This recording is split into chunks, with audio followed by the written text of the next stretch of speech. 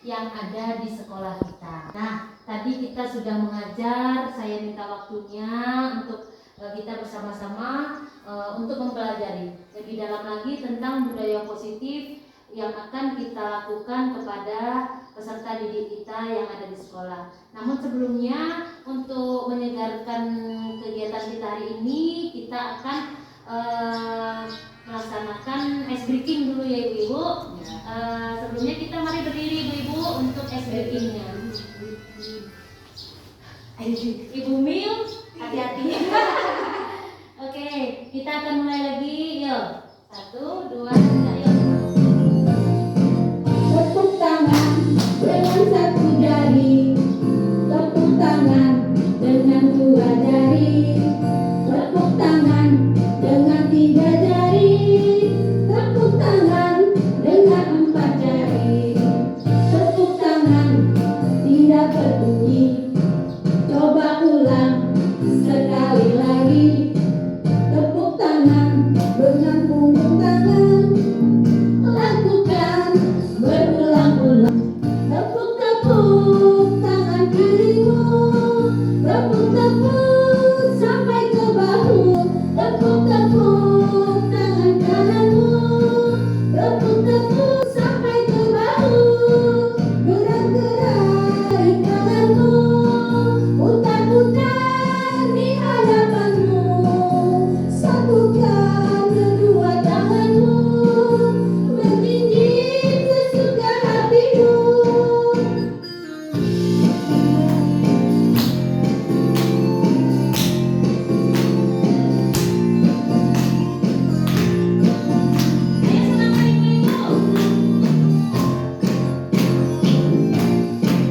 Tepuk tangan dengan satu jari, tepuk tangan dengan dua jari, tepuk tangan dengan tiga jari, tepuk tangan dengan empat jari. Tepuk tangan tidak berbunyi, coba ulang sekali lagi. Tepuk tangan dengan punggung kanan, lakukan berulang-ulang. Tepuk-tepuk tangan kirimu, tepuk-tepuk sampai ke bahu. Tepuk-tepuk tangan kananmu, tepuk-tepuk sampai ke bahu. Gerak-gerak jari tanganmu, putar-putar di hadapanmu. Satukan kedua tanganmu, menjinjit sesuka hatimu. Kita semangat ibu-ibu. Nah, sekarang waktunya kita akan membahas tentang budaya positif yang akan ditampilkan. Kita akan bicarakan tentang budaya positif yang ada di sekolah kita yang akan kita lakukan kepada anak-anak. Yang dimaksud dengan budaya positif yakni lingkungan atau suasana di sekolah atau kelas yang mendorong perilaku atau sikap dan nilai yang mendukung pembelajaran yang efektif sesuai dengan perkembangan karakter serta kesejahteraan semua anggota komunitas pendidikan yang ada di sekolah kita, baik itu guru-gurunya, muridnya, atau juga orang tua murid dan lingkungan sekitar yang ada di sekolah kita. Setelah itu, yang dimaksud dengan budaya positif yaitu seorang guru yang baik harus memiliki kemampuan dalam mewujudkan budaya positif di sekolah. Yang dimaksud dengan budaya positif dapat dijalankan dengan menerapkan konsep-konsep inti seperti disiplin positif, memahami motivasi, perilaku manusia terkait dengan hukum dan penghargaan, posisi kontrol sebagai seorang guru, dan membuat keyakinan kelas dan menerapkan segitiga restitusi dalam menyelesaikan masalah. Jadi ibu-ibu, kalau kita di kelas ini supaya kelas kita itu kondusif, aman, itu kita terlebih dahulu harus membuat kesepakatan kelas, menuliskan dan membuatnya bersama dengan anak. Apa kesepakatan kelas yang akan dibuat itu harus dibicarakan bersama dengan anak-anak. Kita di sini kan sudah melaksanakannya, namun yang terlebih dahulu kemarin itu kita membuatnya antar guru saja.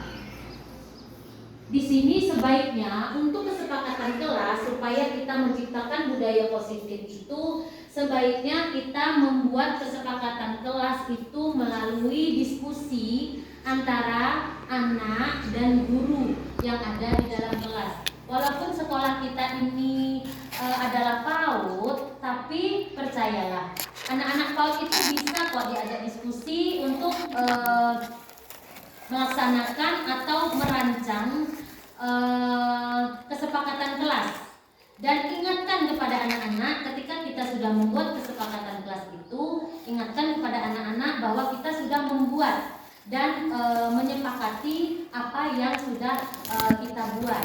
Jadi untuk disiplin positif, yakni cara penerapan disiplin yang mengajarkan anak untuk bertanggung jawab dan menumbuhkan kesadaran diri berdasarkan nilai-nilai kebajikan.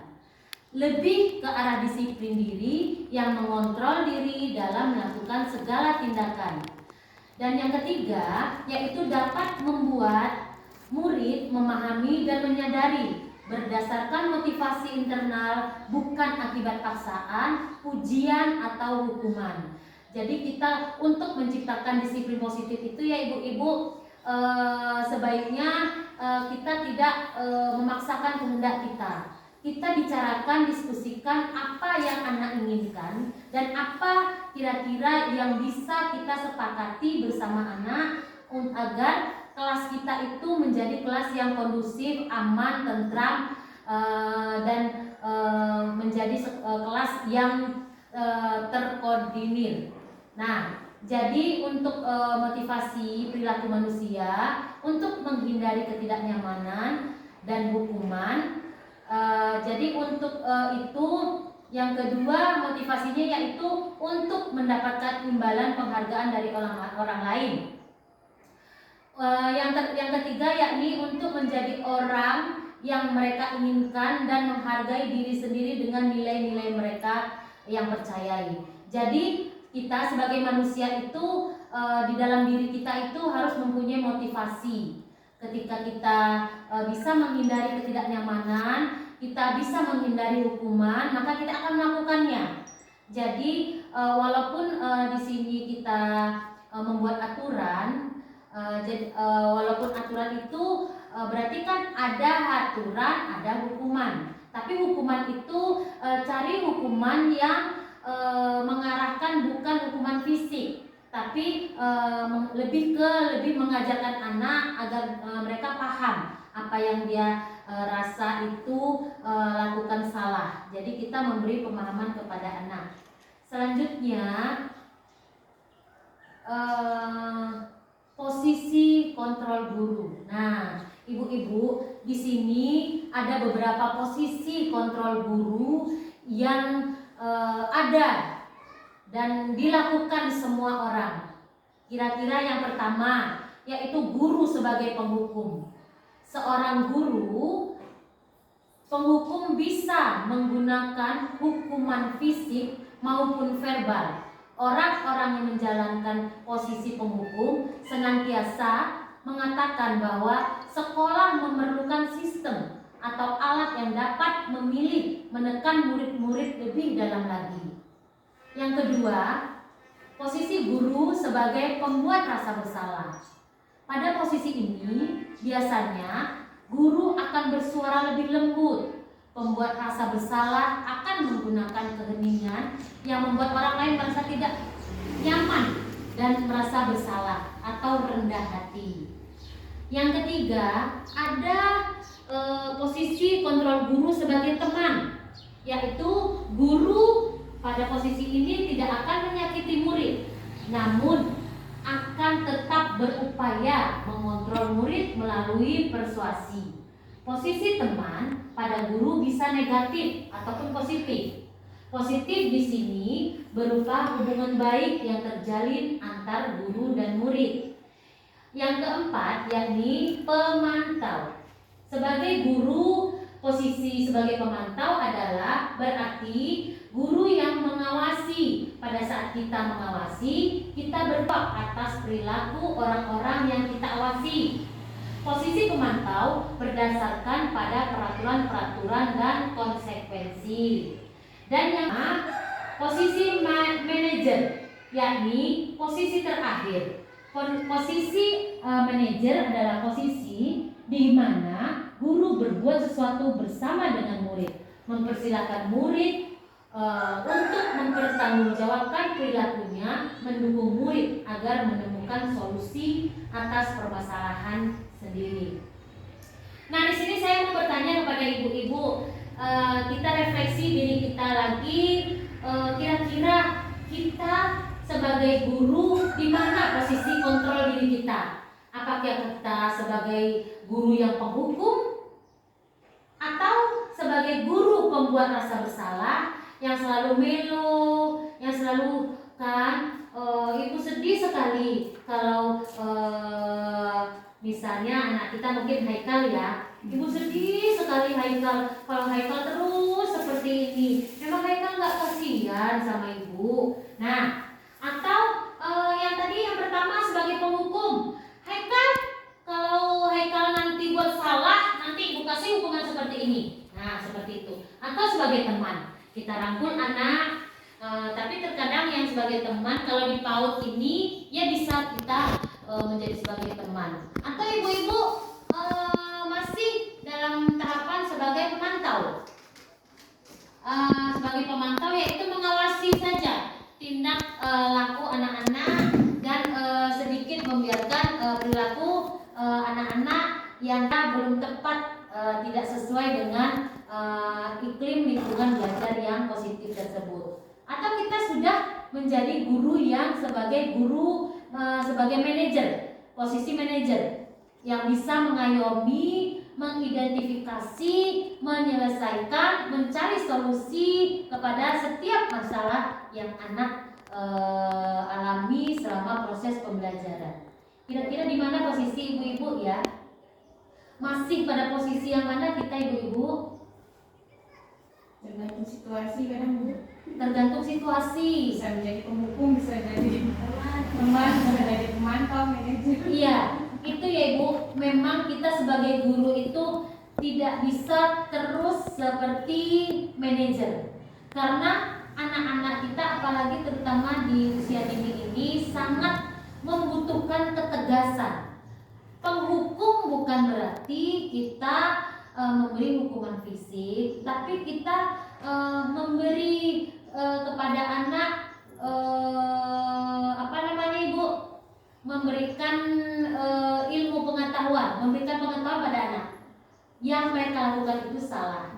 Jadi ketika mereka melakukan itu salah, dia tahu ada konsekuensi yang akan dia terima. Kalau kita memberikan anak itu terus-terusan tidak menyalahkan mereka, jadi dia tidak tahu di mana dia letak salah atau bagaimana dia penempatan dirinya sampai besar. Dia akan terus seperti itu, merasa dia benar sendiri, jadi dia terus jadi untuk kita sebagai guru sebaiknya kita memang bisa memposisikan kelima posisi kontrol guru ini dengan keadaan dan situasi yang sesuai ya ibu-ibu.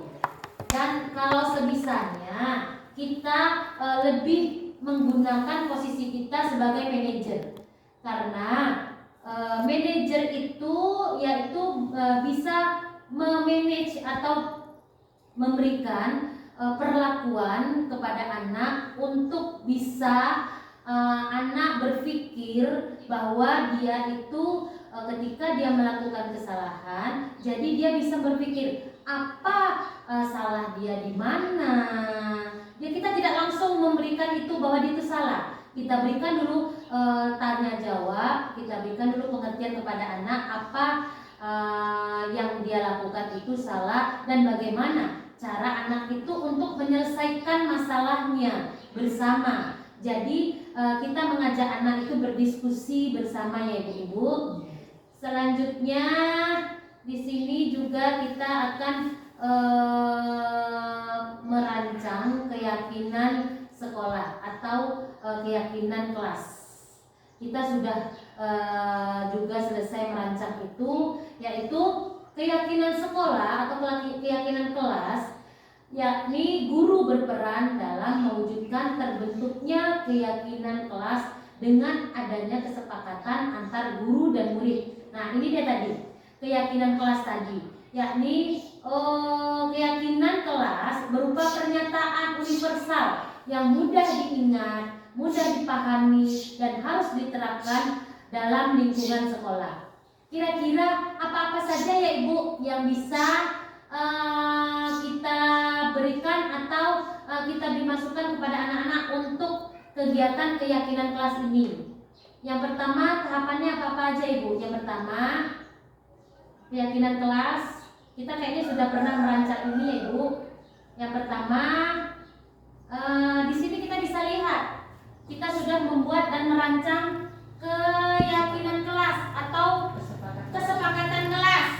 Ya Ibu, yang pertama, anak untuk peraturan kelas atau peraturan sekolah yang pertama, datang tepat waktu. Nah, jadi datang kita jam 7.30 sudah harus semua datang. Ini kita sudah informasikan kepada guru, kepada orang tua agar anaknya tepat waktu untuk datang ke sekolah. Selanjutnya ikut membaca doa. Kita perhatikan kepada anak-anak apakah anak-anak ikut membaca doa. Selanjutnya minta izin kalau mau keluar. Sabar menunggu giliran, tidak boleh merusak barang-barang yang ada di kelas. Apakah ibu-ibu sudah membacakan atau memberikan informasi ini kepada anak-anak? Sudah. Oke. Nah, kira-kira dari yang sudah kita berikan kepada anak-anak, ada nggak kasus-kasus anak-anak yang melanggar dari kesepakatan sekolah atau kesepakatan atau peraturan kelas yang sudah kita buat? Ada ya ibu-ibu. Terus boleh nggak diceritakan satu dan bagaimana solusi ibu untuk dapat memberikan pemahaman kepada anak bahwa kita sudah membuat peraturan ini dan apa ini apa namanya reaksi anak-anak kita terhadap peraturan kelas yang sudah kita buat ini. Ada yang bisa menceritakan ibu? Kejadiannya, satu kejadian. Kayaknya biasanya Bu Selvi deh yang banyak berkasus. Boleh Bu Selvi menceritakan? Boleh. Nomor 3 sepertinya Bu. Ini ya Ibu Selvi, Ya. minta izin kalau mau keluar kelas ya. Di PAUD ini di TK sangat sulit untuk menerapkan minta izin kalau mau keluar kelas. Iya, Makanya kita buat ya Bu Selvi. Iya. Coba Bu Selvi ceritakan. Boleh. Ada anak murid saya namanya Mbak Lutfi yang keluar, dia selalu saja keluar tanpa meminta izin atau tunjuk tangan terlebih dahulu. Dia langsung nyelonong aja keluar, tak ngapain di luar. Seperti itu Ibu. Nanti kami beritahukan kepada Mbak Lutfi bahwa ini sudah ada peraturannya, tapi dia selalu bilang, Ibu Guru tadi nggak dengar. Tadi udah bilang, yang silak kebelet pipis, udah haus dari tadi. Seperti itu Ibu. Terus Ibu Selvi kepada Lutfi selain menginformasikan kita sudah punya peraturan kelas, apalagi tindakan Bu Selvi supaya Lutfi mau mendengarkan dan menaati peraturan yang sudah dibuat. Mencontohkan Ibu. Mencontohkan. Seperti ini, kalau Lutfi mau izin, tunjuk tangan seperti ini, bilang, Bu, Lutfi mau minum dulu ya. Seperti ada teman satu lagi namanya Mbak Lia. Mbak Lia kalau mau keluar dia biasanya cuci tangan. Nah, kita memberikan contoh yang baik kepada Mbak Lutfi. Ini loh Mbak Lia kayak gini. Nanti Lutfi kalau mau keluar cuci tangan kayak Mbak Lia ya. Sebenarnya lebih ke contoh konkret. Kalau kita tulisan sepertinya anak belum ini. Belum bisa ya, Bu Selvi. Itu Benar. contoh nyatanya. Alhamdulillah, berarti kita perubahannya nggak sedikit-sedikit Bu Selvi, dari yang awal dia melanggar peraturan yang sudah kita buat dengan sampai sekarang untuk butir yang minta izin kalau mau keluar. Kadang-kadang ada ya Bu Selvi. Iya, terkadang dia sudah minta izin tetapi tidak tunjuk tangan, langsung aja ibu minum dulu ya. Sudah alhamdulillah sudah ada sedikit perubahan. Mudah-mudahan Bu Selvi jangan bosannya untuk terus bahwa peraturan kelas itu buat untuk ditaati, seperti itu ya Bu Selvi. Nah, selain peraturan kelas, kita juga ada yang namanya kesepakatan kelas. Kesepakatan kelas itu yakni ketika kita membuat berada di dalam kelas untuk belajar, yaitu membuang sampah di tempatnya. Ini adalah nilai karakter yang kita inginkan kepada anak-anak kita untuk selalu menjaga lingkungan kita bersih dan rapi, yaitu membuang sampah pada tempatnya. Makanya kita di tiap sudut-sudut, di tiap kelas kita menyediakan tempat sampah. Tapi namanya anak PAUD itu harus terus-terus jangan bosan untuk menginformasikan bahwa kita punya yang namanya kesepakatan kelas. Yang kedua ya ini berbicara dengan sopan. Karena anak-anak PAUD, anak TK itu tidak tahu apa yang dia ucapkan itu adalah bahasa yang tidak sopan. Karena dia mendengar, dia tahu, dia ucapkan. Nah, tugas kita lah untuk membina, memberitahu, menjelaskan bahwa apa yang dia ucapkan itu tidak pantas. Pantas atau tidak pantas, karena lingkungan belajar, lingkungan rumah itu sangat mempengaruhi. Apalagi daerah kita ini sangat beragam ya, mulai dari suku. Jadi anak-anak itu terkadang mendengar dari luar dan disampaikannya di sekolah. Terus yang ketiga yakni bertanggung jawab. Bertanggung jawab dengan apa yang sudah dikerjakan. Berarti anak menyelesaikan pekerjaannya tepat waktu atau sampai selesai. Pastikan pekerjaan anak itu sampai selesai. Yang keempat yakni saling menjaga. Ini kemarin kita sepakati karena banyak anak yang sering, bukan berantem sih, namanya anak itu niatnya itu bermain, tapi pemahaman kawannya itu terkadang dia menyakiti. Itu yang akan kita berikan kepada teman-teman kecil kita supaya dia bisa saling menjaga dan menghormati hak temannya. Dan yang terakhir, meminta maaf jika salah. Inilah yang akan kita pupuk setiap hari kepada anak. Jangan sungkan, kita sebagai guru bukan orang yang sempurna. Walaupun kita ini guru, tapi kita tidak mesti sungkan atau malu atau rasanya tidak pantas kalau meminta maaf lebih dahulu. Walaupun anak-anak itu kecil, tapi kalau kita yang salah, kita harus mau meminta maaf terlebih dahulu agar anak mencontoh kita bahwa tidak ada yang tidak bersalah. Kalau bersalah berarti harus minta maaf, harus bertanggung jawab. Nah, selanjutnya untuk ini kita akan masuk ke pengembangan sikap nilai positif. Nah, sudah kita rancang, sudah kita buatkan, sudah kita ingatkan. Jadi di sini budaya positif seringkali berakar pada pengembangan sikap dan nilai-nilai seperti rasa hormat, tanggung jawab, dan kerjasama.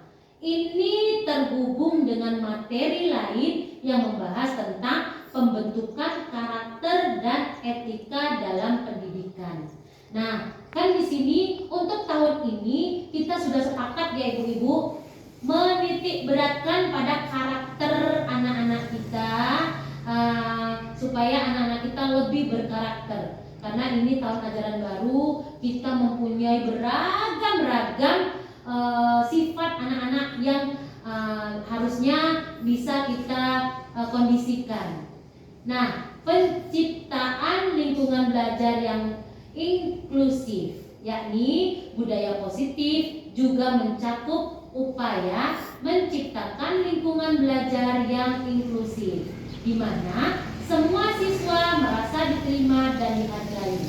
Ini dapat dikaitkan dengan materi tentang perbedaan individu, keragaman budaya, dan penanganan siswa dengan berbagai latar belakangnya. Kita semua sadar, karena daerah kita ini kan kawasan Timpe, kawasan transmigrasi, jadi banyak sekali budaya-budaya yang bercampur. Ada suku Jawa, suku Minang, Sunda, Batak, dan banyak lagi yang bercampur di sini. Jadi kita sebagai guru harus bisa mengatur dan memberikan rasa aman kepada anak-anak kita. Selanjutnya yakni kita akan membahas tentang merefleksi.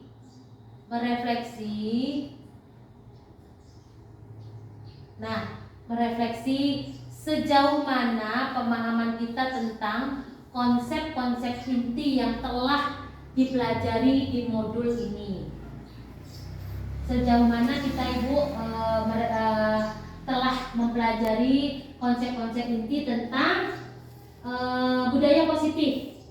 Apa saja yang bisa kita refleksikan ibu? Boleh ada yang bisa merefleksikannya? Ayo Bu Srini. Bu Srini. Ayo Bu Srini. Sejauh mana pemahaman Anda tentang konsep ini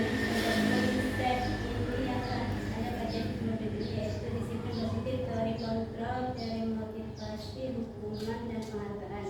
Posisi kontrol guru, kebutuhan dari dasar manusia, keyakinan kelas, dan ketiga restitusi. Adakah hal yang menarik untuk Anda dan jawabannya? Saya sudah memahami konsep-konsep inti dalam modul budaya positif berkaitan dengan disiplin positif, teori kontrol, teori motivasi, hukuman, dan penghargaan.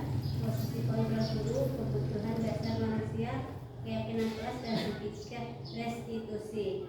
Hal yang menarik bagi saya dan di luar dugaan adalah saat saya mempelajari motivasi perilaku manusia, budaya penghargaan, ternyata penghargaan berdampak kurang baik bagi siswa.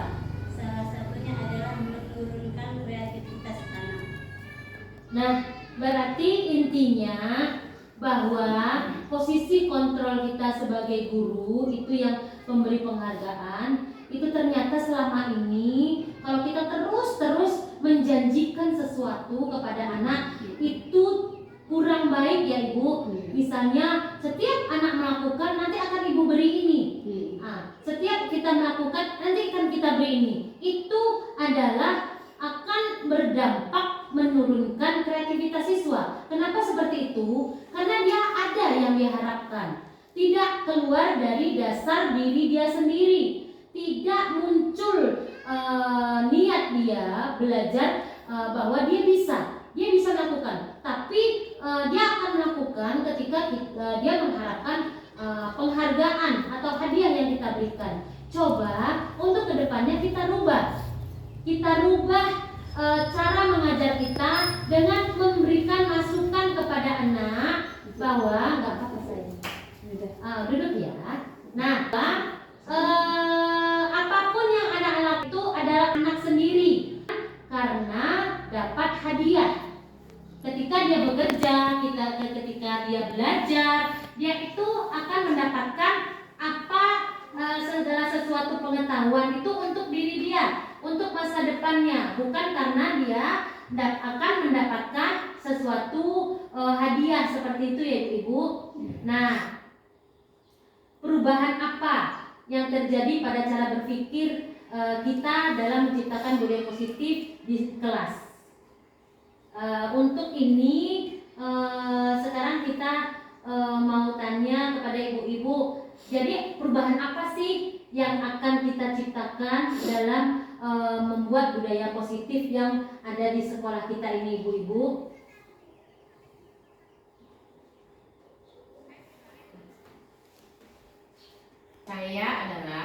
Saya menyadari posisi kontrol saya selama ini adalah sebagai pemantau dan teman seharusnya sebagai manajer. Dan ketika menangani masalah yang terjadi, kita menggunakan segitiga restitusi tersebut.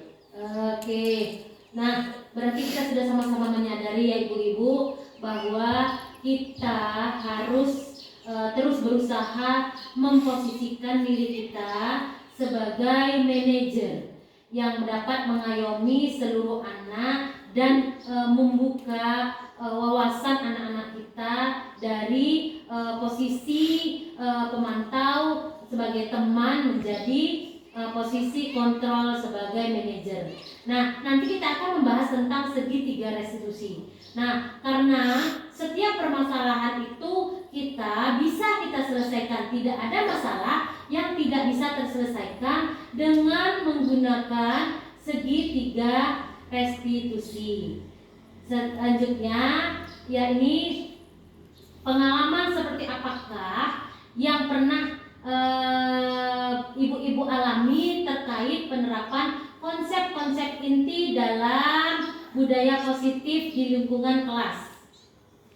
Kira-kira tadi udah ya ibu ya, ada yang anak tidak mau minta izin, terus bertengkar dengan temannya, apalagi ya ibu-ibu yang banyak sekali yang kasus-kasus yang kita alami, apalagi di PAUD ini banyak sekali anak tidak mau menyimpan kembali mainannya, terus anak selalu ingin menggunakan barang-barang temannya, tidak mau menyimpan kembali, tidak mau mendengarkan ibu guru, banyak sekali.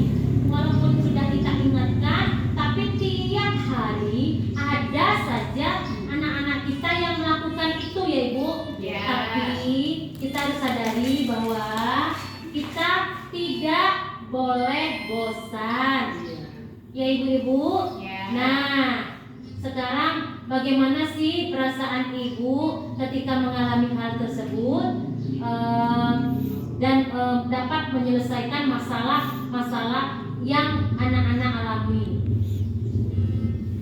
Saya merasa sangat bersemangat saat melakukannya bersama siswa.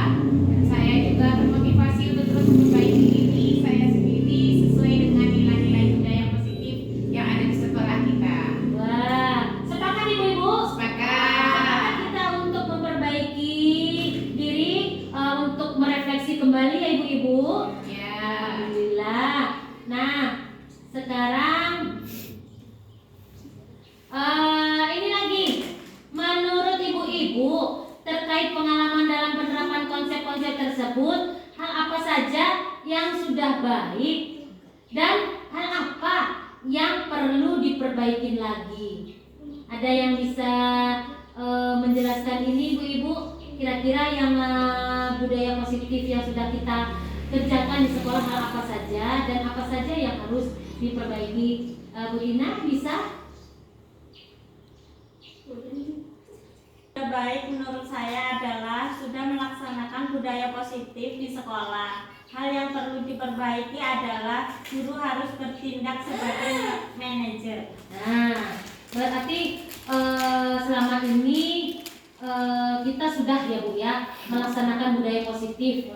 Tapi posisi kita karena kita ini guru PAUD, kita masih memposisikan diri kita sebagai teman, sebagai pemantau, atau atau bahkan kita sebagai penghukum. Karena kita rasa kalau anak tidak ada ancaman, itu anak tidak mau mendengar. Tapi mudah-mudahan ke depannya kita bisa merubah sedikit-sedikit dari yang sudah kita pelajari, bahwa kita harus sebagai guru yang memposisikan dirinya sebagai manajer. Selanjutnya, sebelum kita mempelajari modul ini, posisi kontrol kita yakni sebagai pemantau dan teman, perasaan kita sudah melakukan hal yang tepat tanpa kita sadari bahwa apa yang telah kita lakukan selama ini masih perlu kita perbaiki, dan untuk menyelesaikan masalah itu kita bisa menggunakan teori segitiga restitusi. Yang pertama, kalau anak bermasalah, ibu-ibu, jangan dulu kita menghukum mereka. Kita harus menstabilkan dulu anak kita, bahwa mereka itu supaya tidak malu di depan teman-teman. Selanjutnya, yang namanya segitiga restitusi itu, setelah kita menstabilkan, kita meminta anak supaya dia paham benar apa yang telah dia lakukan itu salah. Nah, selanjutnya, sebelum mempelajari modul ini, ketika berinteraksi dengan murid, berdasarkan 5 posisi kontrol tersebut, posisi manakah yang sering ibu-ibu pakai? Tadi ya ibu, sebagai penghukum mungkin ya ibu, sebagai teman mungkin ya. Kita sebagai teman kayaknya ya ibu kalau di PAUD ini ya ibu. Nah, setelah mempelajari modul ini, mudah-mudahan kita dapat memposisikan diri kita sebagai manajer lagi ya ibu-ibu ya. Walaupun di PAUD itu bisa kok bu. Pertama, kita menstabilkan dulu, jangan menegur anak di depan orang banyak, karena kita sendiri tidak suka ketika kita, walaupun itu salah, walaupun itu benar, kita tidak suka ketika kita ditegur di depan orang banyak. Yang kedua, kita harus bisa mengajak anak untuk berpikir bahwa apa yang dia lakukan itu salah. Dan yang ketiga, kita harus membuat anak mempunyai keyakinan bagaimana cara dia dapat menyelesaikan apa yang telah dia lakukan itu salah. Seperti itu ya ibu-ibu. Jadi ada 3 segitiga restitusi. Nah, selain konsep-konsep yang disampaikan tadi, adakah hal lain yang penting mau kita pelajari untuk menciptakan budaya positif ini ibu? Dengan berkolaborasi bersama orang tua. Itu sekali. Itu yang sekali di PAUD ini terutama ya ibu. Saya harap, karena di sini saya juga merangkap sebagai kepala sekolah, rekan-rekan guru, Ibu Tina, Ibu Selvi, Bu Srini, Ibu Mbak Nu, saya berharap kita semua dapat bekerja sama untuk dapat menciptakan budaya positif. Jangan segan, jangan bosan untuk selalu mengingatkan anak dan menginformasikan apa saja kepada orang tua murid agar dapat terciptanya, terjalinnya budaya positif yang kita cita-citakan bersama. Selanjutnya, budaya positif juga terkait erat dengan cara memotivasi siswa untuk belajar dan dapat memotivasi kita untuk menggali teknik-teknik pembelajaran, bagaimana cara kita agar dapat supaya anak di sekolah ini merasa senang, merasa bahagia. Makanya kita sebagai guru harus menjadi guru yang menuntun, bukan menuntut. Jangan terus menuntut apa yang kita harapkan. Karena di PAUD ini kita tidak menuntut hasil ya ibu-ibu. Di PAUD ini kita hanya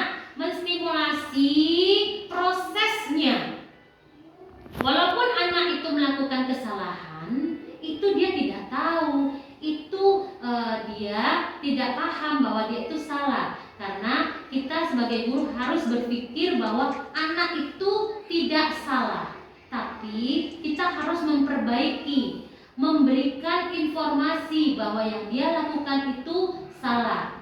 Jadi dengan memahami hubungan antar materi ini, kita dapat menciptakan strategi yang lebih holistik, lebih berbaur, lebih menyatu dalam membangun budaya positif yang pada gilirannya mendukung pencapaian hasil belajar yang positif. Nah, saran untuk budaya positif, kita menjalin komunikasi terbuka, empati antar guru, siswa dan orang tua. Kita harus memberi penghargaan untuk mencapai budaya positif, menciptakan budaya aman yang inklusif, dan mendorong toleransi antar anak, orang tua, juga mengelola kelas yang efektif. Untuk itu kita harus menerapkan aturan kelas yang jelas kepada anak dan selalu terus harus mengingatkan kepada anak bahwa kita sudah mempunyai aturan-aturan kelas dan aturan kelas itu dibuat secara bersama. Maka seluruh warga sekolah harus mau menaatinya. Boleh juga dalam aturan itu kita selipkan sedikit, kalau misalnya anak tidak melaksanakan ini, apa yang akan anak dapatkan. Jadi ada konsekuensinya. Kalau yang kita buat kan tidak ada konsekuensinya ya Ibu. Namun konsekuensi ini bisa kita rancang, kita buat berdasarkan kesepakatan bersama antar guru dan anak. Jadi untuk besok kita bisa melakukan hal tersebut ya Ibu. Jadi kita boleh memberikan bukan hukuman tapi lebih ke konsekuensi, bahwa anak itu bisa kita ajak berpikir bahwa ketika dia melakukan kesalahan, dia juga harus mau menerima konsekuensi apa yang dia lakukan tersebut. Dan jangan lupa berikan pemahaman penguatan kepada anak bahwa apa solusi dari yang dia lakukan tersebut. Jadi kita harus memberikan kepada anak kalau dia sudah melakukan ini, apa yang dia bisa lakukan. Jadi dia bisa tahu bahwa yang dia lakukan itu salah dan bagaimana cara memperbaikinya. Seperti itu ya Ibu-ibu. Untuk itu, untuk modul ini ya slide yang paling kita tunggu, yakni terima kasih sudah menyelesaikan modul ini. Semoga kita dapat menciptakan budaya positif. Selanjutnya kita akan membahas tentang segitiga restitusi. Namun sebelum itu kita ice breaking dulu kayaknya ya Ibu. Ada yang mau memimpin ice breaking?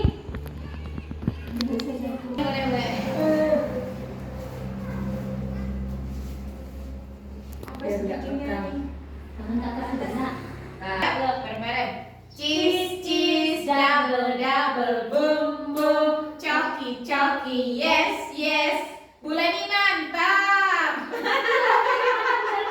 Jawabannya? Jawabnya gimana?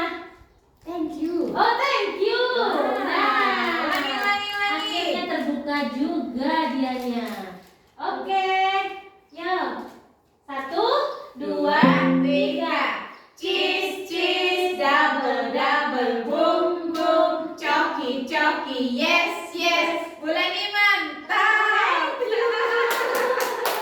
Oke, kita hitung lagi ya Ibu-ibu. Kita sudah bergerak. Kayaknya tadi ini ya, semennya udah sampai ya. Bismillahirrahmanirrahim. Alhamdulillah, modul 1 kita sudah selesai. Nah, kita masuk lagi ke penerapan segitiga restitusi di budaya positif. Tadi kita di awal sudah membicarakan tentang budaya positif, bagaimana cara menangani kasus-kasus dengan menggunakan penerapan segitiga restitusi. Di sini kita akan buka dulu apa sih segitiga restitusi itu. Segitiga restitusi yaitu suatu proses dialog yang dijalankan guru atau orang tua agar dapat menghasilkan murid yang mandiri dan bertanggung jawab. Selanjutnya, ini dia ibu-ibu. Segitiga restitusi yang pertama, menstabilkan identitas. Maksudnya kita harus dulu anak itu kan kalau melakukan kesalahan dia pasti takut, dia pasti merasa bersalah, dia pasti tidak ingin orang. Nah, ketika itu kita jelaskan anak, jangan menghukum anak di depan yang lain. Kita stabilkan dulu identitas anak tersebut. Selanjutnya, memvalidasi tindakan yang salah. Kita tanyakan dulu apakah dia tahu apa yang dilakukan itu salah atau tidak. Dan selanjutnya yang terakhir kita harus menanyakan keyakinan anak. Ketika dia sudah merasa tahu dia melakukan kesalahan, apa yang bisa dia lakukan untuk memperbaiki kesalahan yang dia lakukan. Seperti itu Ibu. Nah, ini tadi yang dimaksud dengan menstabilkan identitas. Berdasarkan prinsip membuat kesalahan adalah bagian dari proses pembelajaran. Dengan begitu, ketika anak melakukan kesalahan, kita harus mengajarkan kepada anak bahwa dia tahu itu bahwa yang dia lakukan itu salah atau benar. Selanjutnya, menggeser identitas gagal ke identitas sukses. Itu yang dimaksud dengan menstabilkan identitas. Selanjutnya dari segitiga restitusi, yakni setelah kita menstabilkan identitas, kita memvalidasi tindakan yang salah, yakni dengan berdasarkan prinsip setiap perilaku berupaya memenuhi suatu kebutuhan tertentu. Yang kedua, guru akan bergeser dari pemikiran simulasi respon menjadi proaktif. Yang ketiga, mengenali dan mengakui kebutuhan murid yang akan memperbaiki hubungan dengan murid. Selanjutnya dari segitiga restitusi, yakni menanyakan keyakinan. Murid akan diberikan pertanyaan-pertanyaan Ibu. Kita menanyakan pertanyaan yang bermakna untuk memunculkan motivasi secara intrinsik, maksudnya dari dalam diri anak. Kesadaran apakah dia sudah sadar dia melakukan kesalahan, apakah dia tahu bagaimana cara menyelesaikan masalah yang telah dia lakukan. Dan guru juga dapat mengaitkan keyakinannya dengan tindakan yang salah tersebut. Selanjutnya di sini ada satu kasus. Tadi kita sudah bicarakan masalah kasus. Nah, kita bersama-sama ya Ibu menyelesaikan. Anto dan Dino sedang bermain. Ini sering kita alami ya Ibu di lapangan atau di halaman sekolah. Nah, tiba-tiba mereka terlibat dalam sebuah pertengkaran. Mereka bertengkar dan adu mulut. Dino menjadi emosi dan mengadakan kontak fisik. Dia menarik kemeja Anto dengan kasar sampai kancing bajunya 3 terlepas. Nah, tadi kita sudah membahas tentang segitiga restitusi, guru sebagai manajer. Jadi dengan kasus ini, jika kita sebagai ibu guru, hal apa yang akan kita lakukan untuk menyelesaikan kasus ini dengan menggunakan segitiga restitusi? Boleh Ibu ajukan atau sampaikan. Yang pertama tadi kalau segitiga restitusi yakni menstabilkan identitas anak. Jadi apa yang kita lakukan Ibu untuk menstabilkan identitas anak tersebut? Dari kasus yang ini sering ya Ibu ya, kasus seperti ini sering ya di PAUD ya. main, ujung-ujungnya ada yang nangis. Apakah kita langsung menegur anak itu atau apakah kita langsung memanggil Anto tersebut, menyalahkan Anto? Kenapa Anto? Biasanya seperti itu kan? Kok nangis Dino gitu. Ayo salaman seperti itu. Apakah seperti itu atau ada yang cara yang lebih lagi yang bisa kita lakukan ibu-ibu? Ada ibu? Yang pertama dua-dua dipanggil. Itu untuk menstabilkan. Yang pertama kita menstabilkan apa tadi? Identitas anak. Sebaiknya kita panggil dulu satu dulu. Si Dino dulu. Ya ibu, kita tanya kenapa Dino tadi tarik baju. Kan gitu ya ibu. Ibu dia pasti akan bicara. Itu loh tadi si Anto ya yang narik baju ya. Si Anto kita panggil dulu. Itu loh tadi Dino itu ngejek-ngejek. Biasanya kan kayak gitu ya ibu. Itu aku emosi gitu kan. Iya, ibu juga kalau diejek orang lain, ibu juga akan emosi. Nah, jadi kan dia stabil. Jadi kita akan merasa membuat anak itu merasa bersalah seperti itu. Jadi kan kita menstabilkan dulu. Kita yakini dulu bahwa semua orang juga mengalami itu, mengalami bahwa dia akan marah kalau dia tersinggung. Jadi kita tidak boleh langsung menyalahkan si Anto tersebut. Kita panggil dulu baik-baik, kita tanyakan kenapa ini kok tarik baju, kok berantem, Dino menangis kenapa. Nah, setelah dia menjelaskan, kita stabilkan dulu emosinya. Iya, ibu juga kalau digituin pasti ibu akan marah. Semua orang pasti marah kalau diejek. Tapi apakah apakah Anto itu sudah melakukan hal yang benar? Kan gitu ya ibu-ibu. Nah, itu stabil. Setelah itu, yang kedua apa tadi ibu? Memvalidasi tindakannya. Itu tadi dia kita tanya. Sudah kita bahas kepada Dino, kenapa tadi Dino melakukan itu, terus apakah tindakan Dino itu benar? Kalau dia bilang mungkin anak akan menjawab enggak bu. Terus kalau Dino tidak benar, kan kasihan itu si Anto bajunya, kancing bajunya lepas 3. Coba kalau Dino pulang ke rumah kancing baju lepas 3, tentu pasti mamanya akan marah.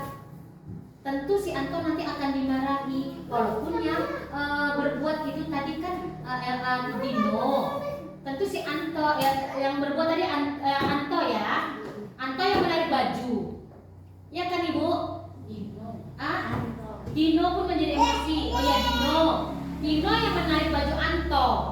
Tapi kita kasih tahu sama Dino, walaupun Dino yang menarik baju sampai lepas baju 3, ketika pulang pasti akan dimarahin Anto karena bajunya yang lepas sama mamanya. Coba kalau Dino pulang kancing baju lepas, apakah mamanya akan marahin orang lain? Tentu tidak. Tentu yang akan dimarahin Dino, kan seperti itu. Itu kita memvalidasi. Iya bu, terus apa yang akan Dino lakukan? Kita tanya ibu kepada anak. Terus kalau seperti itu, kalau Dino sudah tahu salah, apa yang akan Dino lakukan kepada Anto? Mungkin ujung-ujungnya anak minta maaf. Selain minta maaf, gimana cara Dino untuk memperbaiki supaya kancing baju Anto itu benar seperti itu ya ibu? Dia pasti ada aja jawabannya. Tapi kita harus memvalidasi itu ya. Kita panggil juga si Anto. Kita tanya si Anto, kenapa tadi berantem sama Dino? Pasti dia akan berbicara seperti ini. Terus nanti setelah itu kita membuat keyakinan. Yang ketiga, membuat anak keyakinan ya ibu, menciptakan keyakinan. Ketika sudah selesai kita dengan Dino, kita panggil lagi Anto. Nah, setelah itu kita tanyakan keduanya, apa yang akan mereka lakukan dengan ini. Pasti nanti si Anto akan mengatakan, aku mau bajuku itu diperbaiki. Sementara anak PAUD itu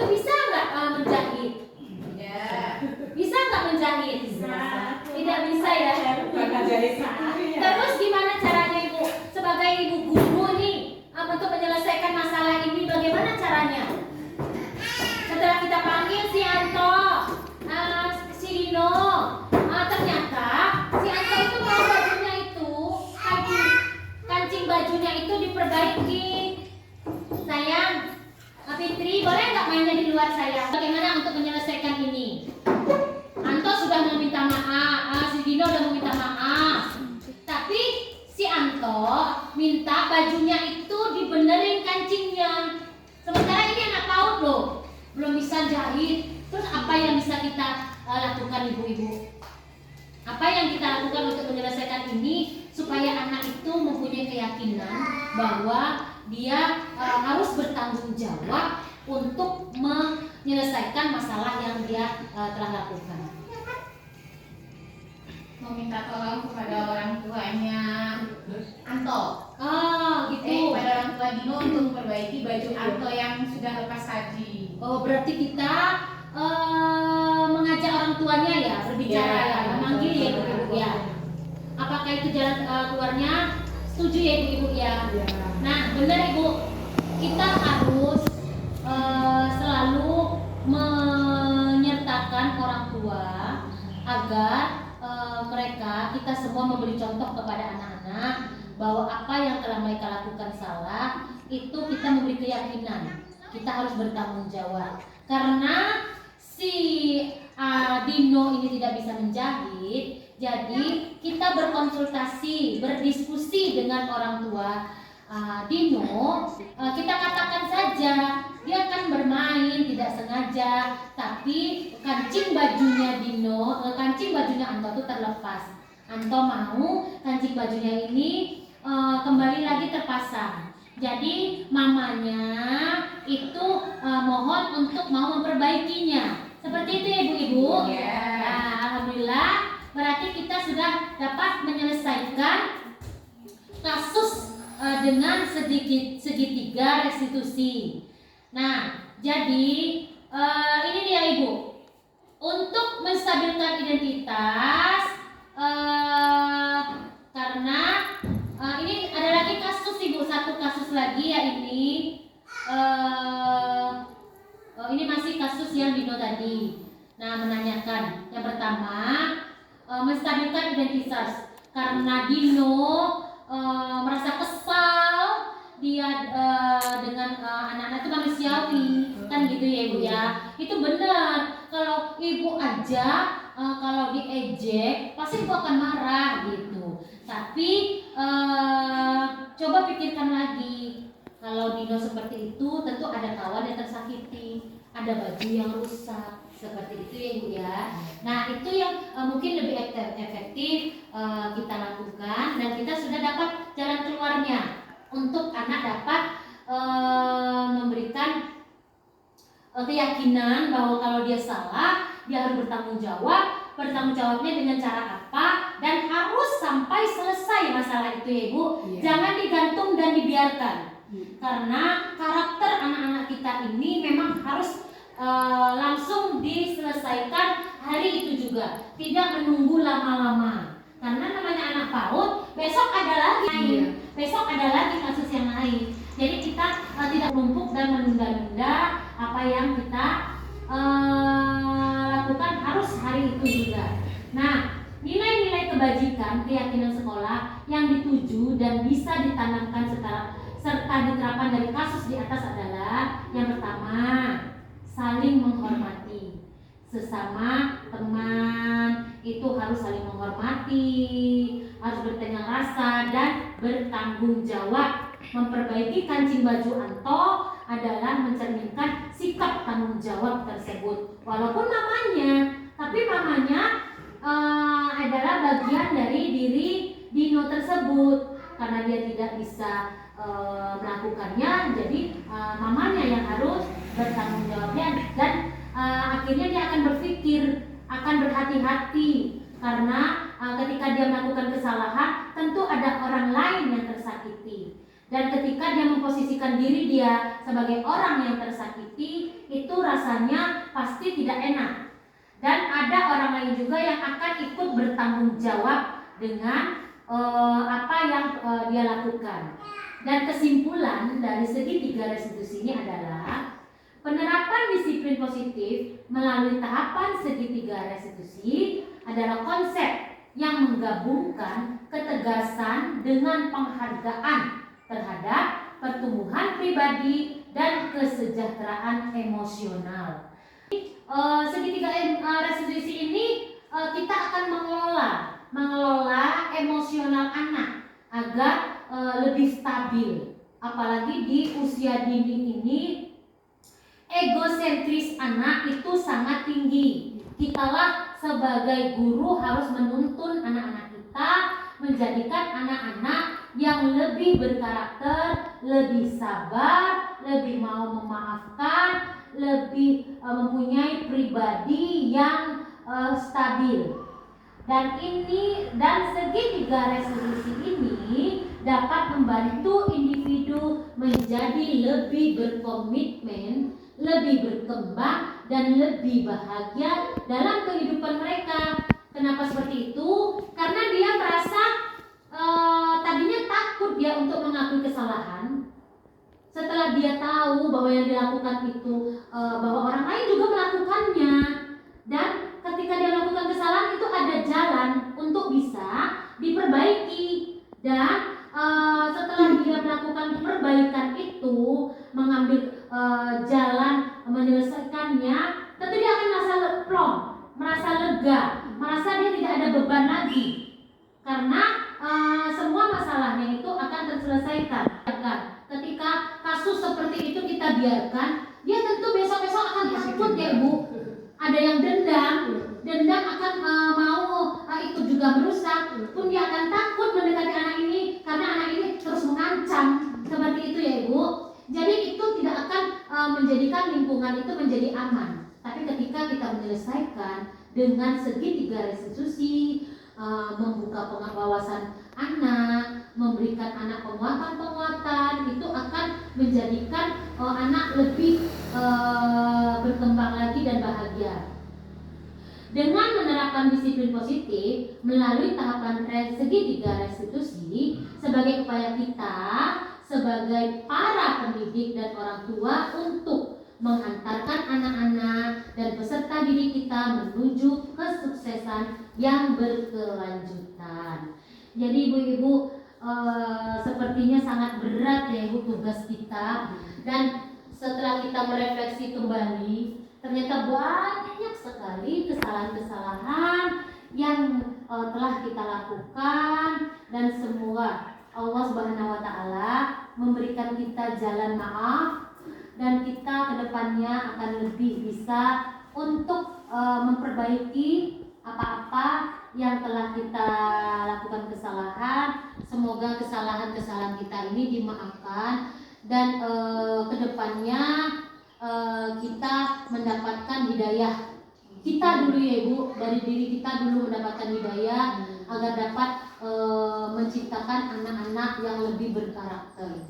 Karena kita sebagai guru PAUD, saya sendiri memang merasa beban yang kita akan bawa itu sangat-sangat berat. Sementara untuk nilai ekonominya kita tidak mendapatkan apa-apa, hanya sekedar amal kita dan sedikit bantuan dari orang tua, itu tidaklah sebanding dengan apa resiko yang akan kita berikan untuk kedepannya anak-anak kita, untuk menciptakan generasi-generasi penerus yang mudah-mudahan itu akan dapat menjadikan anak-anak yang lebih berkarakter, lebih bisa membawakan kita, menjadikan kita guru-guru yang membimbing anak-anak kita menjadi anak-anak yang soleh-soleha, sampai dapat membawa kita menjadikan pahala untuk kita di amal jariah kita sampai kita mati nanti ya ibu-ibu.